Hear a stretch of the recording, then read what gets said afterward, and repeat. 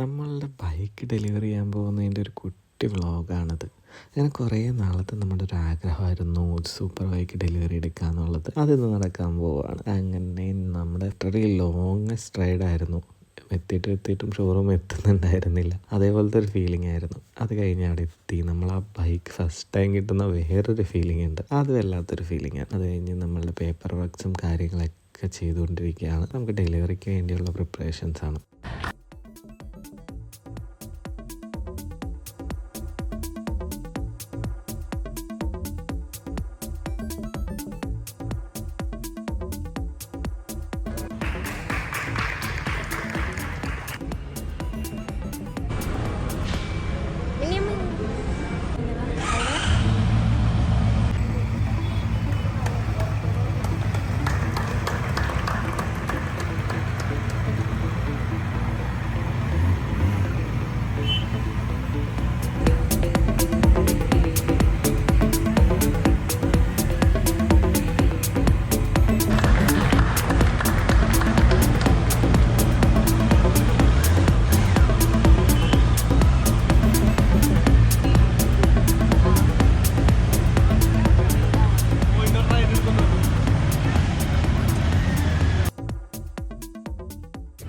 വണ്ടി പുറത്തിറക്കി ഞാൻ ആദ്യം ചെയ്ത കാര്യമാണ് മീറ്റർ കൺസോളിൻ്റെ വൈറ്റ് ബാക്ക്ഗ്രൗണ്ട് മാറ്റി ഞാൻ ബ്ലാക്ക് ആക്കി. എന്തോ അത് ചെയ്യാതെ എനിക്ക് ഒരു സമാധാനം ഉണ്ടായിരുന്നില്ല. പഴയ ജനറേഷൻ മീറ്റർ കൺസോൾ വെച്ച് നോക്കുമ്പോൾ ബെറ്ററായിട്ട് കുറേ ഫീച്ചേഴ്സ് കുത്തി നിറച്ചിട്ട് ഒരു ഇടങ്ങിയൊരു സാധനമാണ് ഹോണ്ട ഇവിടെ സെറ്റ് ചെയ്ത് വെച്ചിരിക്കുന്നത്.